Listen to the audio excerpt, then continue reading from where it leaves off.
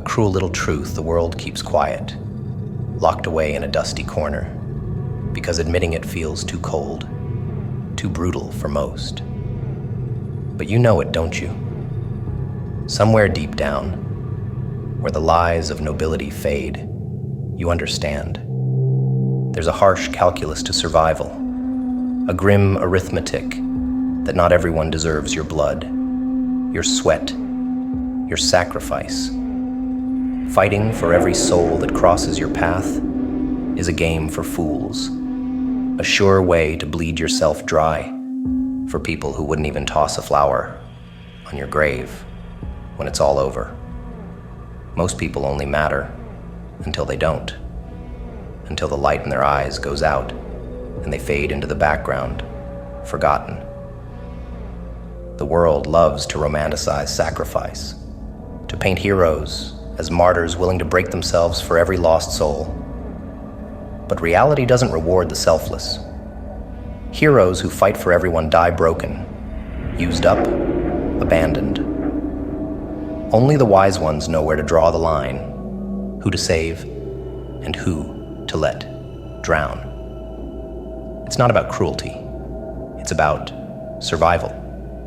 Pour your energy into the wrong cause, the wrong people, and you lose more than time. You lose pieces of yourself, pieces that don't come back, no matter how many times you look in the mirror, hoping to feel whole again. It's the rule of the streets, the law of the jungle. Fight smart, or don't fight at all. Some battles are honey traps, designed to lure you in, drain you, and spit you out. People think they're worth saving, that their problems are dire, urgent, but scratch beneath the surface. And often, it's just noise. Distractions dressed up as crises. People who would take everything from you and still complain that you didn't give more. There's a dark humor in it, in watching people fight tooth and nail for someone who will never care, never change, never be worth the pain. The world is full of leeches in disguise, and if you fight for them, you're just another victim, another story the world forgets before the blood even dries. There are souls who thrive on dragging others into their misery. They wear their tragedies like badges of honor, collecting saviors to fight their battles, to bleed for them. They are the parasites, the ones who cling, who whisper sob stories that pull at the strings of naive hearts. The strongest have learned to spot these people, to feel the pull and step back, to watch as the leeches move on to the next fool, willing to give everything. Because in the end, not every fight is noble. Some fights are traps, pits designed to swallow the good intentions of those who refuse to accept that some people can't be saved. Some people shouldn't be saved. Heroism has a price, and every fight you pick pulls another coin from your soul's bank. Spend wisely, because currency like that doesn't refill on a whim. Fighting for everyone is like setting fire to your own house just to keep someone else warm. People want to be heroes. They want to be remembered. But the sad, twisted reality is that most people who ask for help don't care about your heroics. They want what they can take and will forget you as soon as they're warm, as soon as you're burned out and empty. It's not pretty. It's not poetic. It's survival. And survival doesn't owe anyone a happy ending. There are people who deserve the fight, yes, but they are rare, precious like diamonds, buried in a mountain of coal. They're the ones who stand by you, who fight with you, who lift you up when you're falling apart. They're the ones who make every battle worth it, who make you want to keep swinging, to keep bleeding, if it means you both come out alive. But most people are spectators, sitting back, watching you struggle, sipping their drinks while you exhaust yourself for them. And when the dust clears, when the world has taken everything from you, they'll turn away, bored, moving on to the next show. It's a bitter pill to swallow, realizing not everyone deserves your strength. The world thrives on the naive, on those who think every life has the same weight, the same value. But some lives are anchors, pulling you under until you can't breathe, until you forget why you started fighting in the first place. The strongest know when to let go, when to cut the ropes, and let the dead weight sink.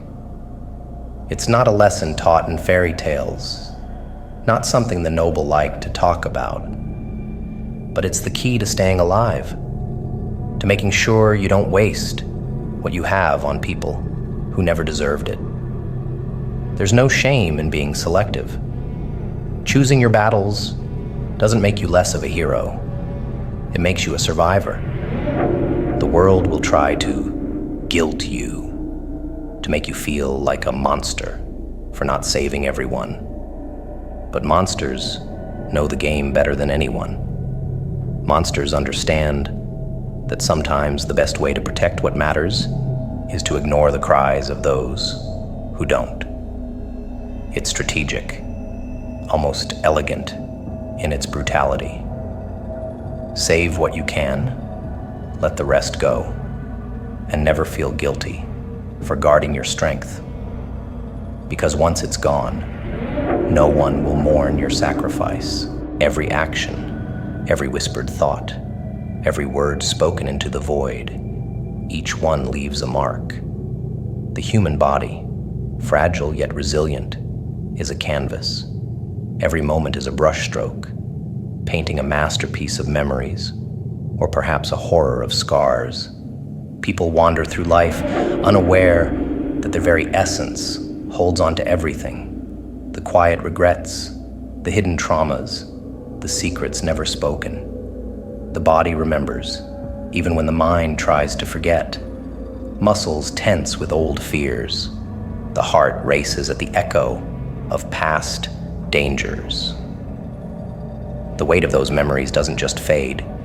It molds you, shapes you into something either powerful or broken. Being careless with your thoughts is like leaving knives lying around a child's room. Thoughts are weapons, etched into your being, whether you choose to wield them or not. Every time you let a bitter idea take root, it poisons you, twisting deeper until it becomes a part of your foundation. Every word you say, every piece of anger you release, they don't just disappear. They embed themselves, making you harder, colder, or weaker, and more fragile. The body doesn't get to choose what it holds on to, what it absorbs. That's your responsibility. So, if you fill yourself with chaos, don't act surprised when the monster within starts to wake. This isn't about living fearfully, but rather with the precision of a surgeon, cutting away what doesn't serve you. People forget how powerful they are, how every moment is a chance to build something magnificent, or to destroy themselves from the inside out. The darkness, the thoughts you keep letting swirl unchecked, the words you speak without thinking, they dig graves within you, quiet places where your potential goes to rot. Or they plant seeds, growing thorns that only you will feel as the years pass. The body is always listening, always recording. Every choice you make writes your story in blood and bone, for better or worse. Neglect breeds monsters. Letting just any memory, any thought take up residence inside you is like inviting demons to feast. It's subtle at first, the way you change, the way your body reacts. A little more tension in your shoulders, a heaviness in your chest, moments of weakness you don't understand. But give it time, and it all festers, turning you into a puppet of past wounds and careless words. Suddenly, the body you thought was yours isn't your own anymore. It's a cage, a vessel controlled by things you didn't guard against, shadows you let creep in when you were too careless to notice. People pretend words and thoughts are harmless, that they vanish once spoken or felt. But nothing ever truly disappears. Everything you put out into the world, everything you let in, lingers. It's imprinted, a permanent stain. The body becomes a graveyard of experiences, a mausoleum of moments that either make you stronger or turn you into something twisted, something broken. Be selective. Be ruthless. Guard your mind and your words as if your life depends on it. Because, in many ways, it does. The world will try to drag you down, fill you with its poison, but you don't have to let it.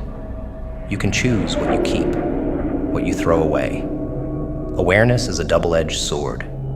To realize every thought matters, every word shapes you.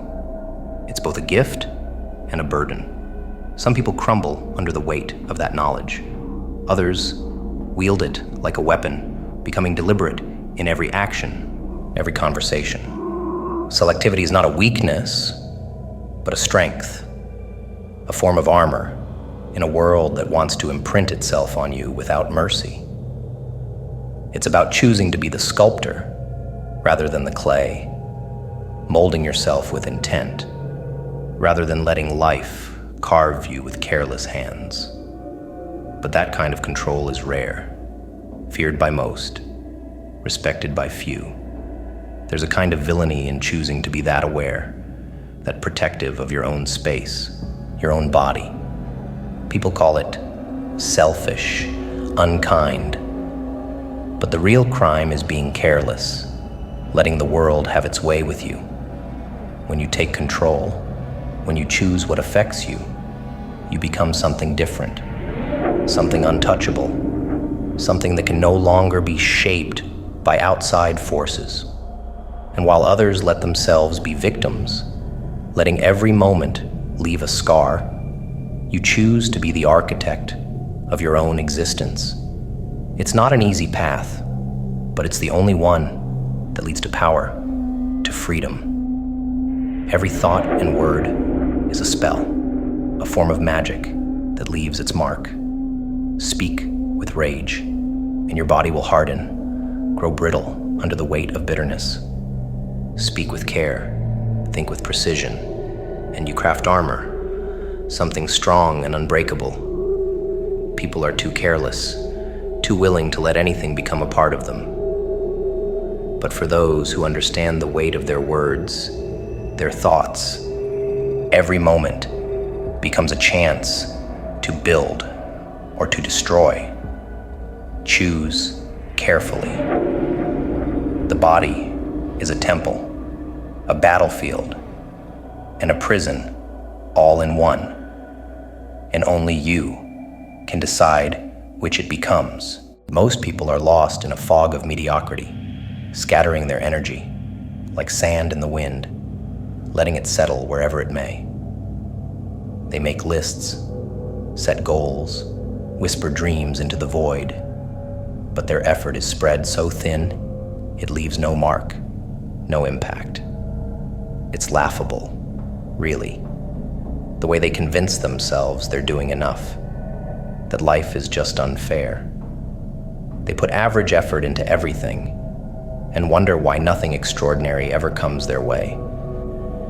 It's because greatness requires a brutal kind of focus, willingness to cut away the distractions and pour everything into a select few objectives. But that level of intensity, it terrifies them. It's easier to dabble, to pretend, to call it quits when things get hard. People think the problem is time, that they just need more hours in the day, more days in the week. But time isn't the enemy. They are. They don't lack hours. They lack precision. Every day is an opportunity they throw away, chasing too many targets, spreading themselves too thin, hoping that something will stick. But hope is for the weak. Success demands something different, something darker.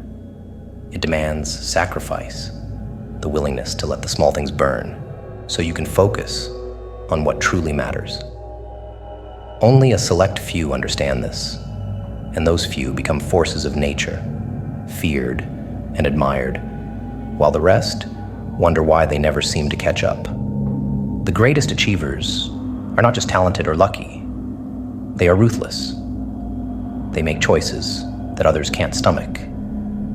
They decide, with unflinching clarity, what deserves their energy and what does not. And once they've chosen, they attack their objectives with a kind of ferocity that leaves no room for half-hearted attempts. They don't get distracted, don't lose focus, because every step is taken with the understanding that this is it. There is no plan B, no fallback. It's all or nothing. Most people could never live that way, because that kind of intensity is a fire that consumes everything. It leaves no room for safety, no room for anything but victory or oblivion. Average effort is the silent killer of dreams, the poison that people willingly drink every day. They spread themselves across projects, relationships, hobbies, too afraid to put everything into one thing. Fear drives them. Fear of failure, fear of wasting time. But that fear is the very thing that chains them to mediocrity.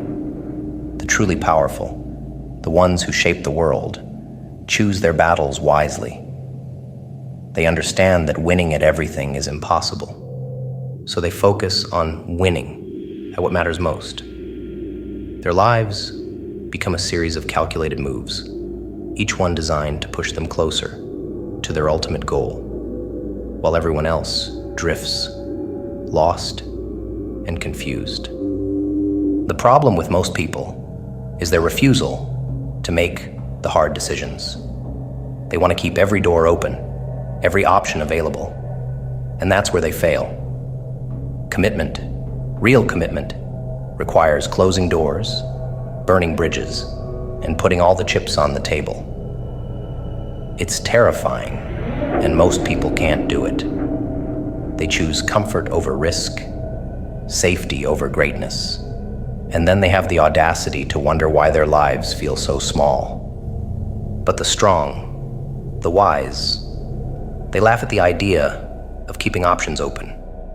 They know that options are the chains that bind you. The true freedom comes from making a choice and sticking to it with an almost villainous determination. Life rewards the focus, the driven, the obsessed. It doesn't care for those who dabble, who flirt with their dreams, but never commit. People who achieve the most are not scattered. They are lasers, cutting through the noise, ignoring anything that doesn't serve their purpose. And while the masses waste time on trivial pursuits, the select few are building empires, perfecting their craft, and leaving legacies. It's not luck, it's choice. It's a commitment to living differently, to sacrificing the good in pursuit of the great. But greatness comes with a price, and few are willing to pay it. Most will settle, their potential buried under mountains of half-finished projects and abandoned dreams. Being selective is a skill that most misunderstand. It's not about saying no to everything, but about saying yes with a kind of reckless, all-consuming passion. When you decide that something matters, you give it everything, leaving nothing in reserve. People who live this way are often called extreme, obsessive, but that's just a label the mediocre use to feel better about themselves. The selective know that every ounce of energy counts.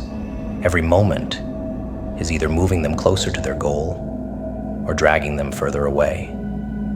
They do not waste time on the unnecessary, the unimportant.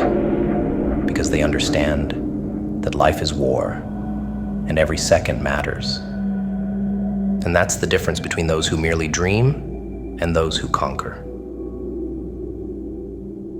The conquerors know that not everything is worth the fight. They choose where to bleed, where to invest their energy, and they let the rest burn. The universe is a ruthless, selective force. It moves in rhythms that show no mercy, that sift the worthy from the unworthy with a cold, calculated efficiency. Stars are born and then die. Planets are formed and then destroyed, all based on a system that keeps only what is strong enough to survive. It doesn't bother with excess. It strips away the unnecessary, burns away the weak, and only allows the resilient to continue. This isn't some spiritual tale meant to soothe fragile souls.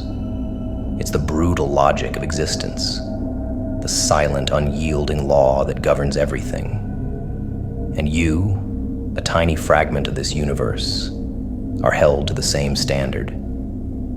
If you think you can fight against that selectivity, you're already lost. To scatter your energy, to waste yourself on trivialities, is to move out of rhythm with the universe itself. The universe is a master at cutting away what serves no purpose. The waves do not carry dead weight, and the stars do not shine for the unworthy. To think you can live without making hard choices, without focusing on what truly matters, is to deny the very structure of reality. The universe doesn't care about your comfort or your dreams unless you've proven them worth keeping. It's selective, cruel, and efficient. And to thrive, you must be the same. People mistake the universe's harsh selectivity for chaos, but it's not chaos.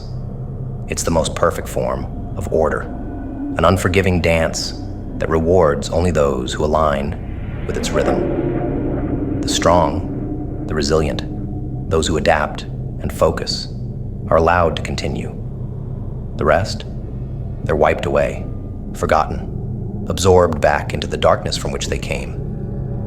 It's not personal. It's just how things are. Everything that exists, from the smallest atom to the mightiest star, follows this rule. The universe plays favorites, but only with those who deserve it, who fight for their right to exist with a purpose that cannot be ignored. You are a part of that brutal logic, a microcosm of the universe's laws. Your life should reflect the selectivity that holds everything together. Being selective isn't an option. It's a requirement. It's about survival, about aligning with the force that keeps the universe spinning. Waste yourself on things that don't matter, and you'll find yourself out of sync, broken, scattered. Focus, however, and you become something more, something worthy. People who try to do everything, to be everything, fall apart. They are crushed under the weight of their own indecision. But those who choose wisely, who cut away what's unnecessary, they thrive. They move with the universe, not against it. Look around, and you'll see the world is full of people who think they're exceptions to this rule. They think they can stretch themselves thin, juggle 1,000,000 tasks, fight 1,000 battles, and still come out strong. But reality laughs at their arrogance. Reality rewards the focused, the disciplined. People who embrace the selectivity of the universe become forces to be reckoned with, while the rest crumble, swallowed by their own inefficiency. The universe doesn't forgive excess, doesn't reward the scattered. It prizes those who understand that time and energy are finite, and that only the most purposeful actions will ever mean anything. Selectivity is not a weakness. It is the ultimate form of strength. People who know how to be selective, how to guard their energy like a fortress, become nearly unstoppable. They understand that every battle fought, every action taken, is a statement to the universe. I am worthy. It's a way of commanding respect, of forcing reality to bend ever so slightly in their favor. These people don't waste time on unworthy causes, on people who drag them down. They are brutal in their choices. And because of that, they are powerful. The universe sees them and keeps them, while the rest are forgotten, drifting into nothingness. Think about nature, about evolution. Only the strong, the adaptable, the selectively wise make it through. The rest perish. That's the universe's logic in its purest form. So why would you think your life should be any different? To succeed, to achieve, to live fully, you must learn to be just as selective. The universe sets the rules, and it has never cared for excuses. It demands focus, demands sacrifice, and it punishes those who refuse to learn. The only way to win is to become a master of your energy, to decide with precision where your strength goes. Anything else is a waste, and waste is something the universe never tolerates for long. This is not about fear.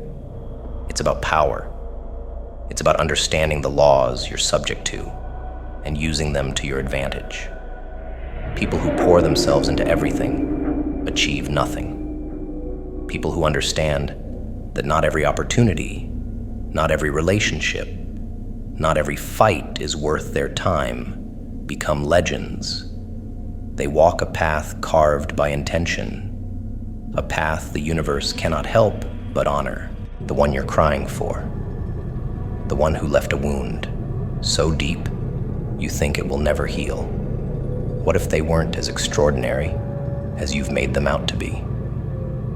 What if your pain is nothing but a monument to a person who never really existed?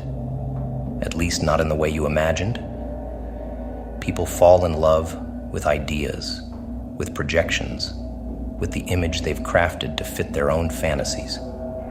Your so-called ideal person was probably more flaws than miracles, more cracks than perfection. But your mind, twisted by its own cruel tricks, holds on to the illusion, feeding off your pain, satisfying a craving for drama, for a story that keeps you tied to the past. But they weren't special. It's your longing, your obsession that made them so. Confirmation bias is a vicious thing. Your mind seeks patterns, seeks meaning, and when it loves something, it warps reality to keep the fantasy alive. You remember only the perfect moments, the smiles, the laughter, and you conveniently forget the heartbreak, the betrayals, the moments when they showed you exactly who they were, and it wasn't someone worthy of your tears. Your mind twists the narrative, painting them as irreplaceable, as if letting go would mean losing a piece of your own soul. But think about it. Are you mourning them, or the version of them you made up? The one who only existed in the shadows of your mind? Life is cruel. It drags you into love, only to pull it away when you're most vulnerable. But wallowing in despair, clutching your chest, and screaming at the sky does nothing but waste the time you've been given. The world doesn't stop for heartbreak. It keeps spinning, indifferent to your sorrow, and if you don't pick yourself up, it will leave you behind, trampled and forgotten. You have two choices. Let the pain become your grave, or use it as a weapon, as fuel to burn brighter. Pain can be a prison or a catalyst. The world doesn't care what you choose. It just keeps moving, waiting to see if you'll keep up or fade away. Grieving someone who never really existed is a waste of breath, a waste of life. The one you cry for wouldn't recognize the pedestal you put them on. They're out there, living their life, maybe oblivious, maybe hurting too, but that doesn't change what you have to do. Life demands that you move forward, that you don't get stuck in the past. You owe it to yourself to stop worshiping the idea of what could have been. The world is brutal, but it rewards those who keep moving, those who are willing to face the unknown, instead of worshiping a fantasy that only brings suffering. There is more out there, but you have to be brave enough to seek it. The courage to move forward is rare. Most choose to linger, to build altars to lost loves, wasting years in the shadow of something that never truly mattered. But the strong, the wise, understand that life is too short to spend it pining for someone who was never worth the effort. There is a darkness in choosing to let go, in severing the ties that bind you to a dream that does nothing but drain you. It's not an easy path, but it's the only one worth walking. You have to cut yourself free, or you'll drown in your own longing. A self-inflicted curse. Not every pain deserves to define you. Not every heartbreak deserves to keep a piece of your soul. The ones who survive are those who learn to be selective with their grief, who decide not every wound is worth reopening, not every scar deserves to be admired.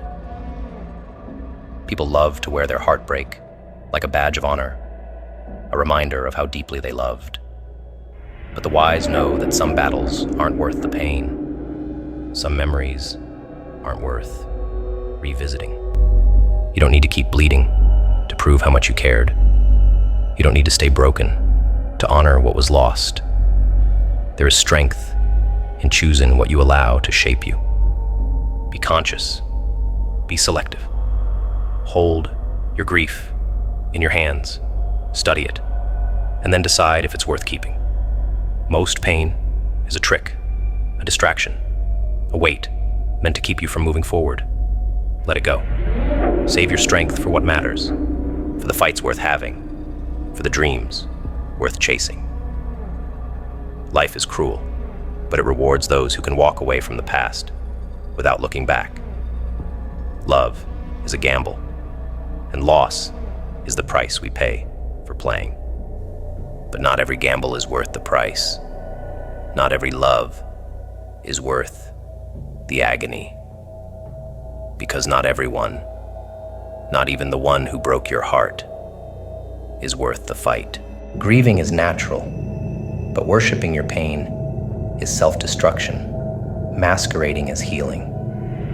The person you've placed on a pedestal isn't a god, and your suffering isn't holy.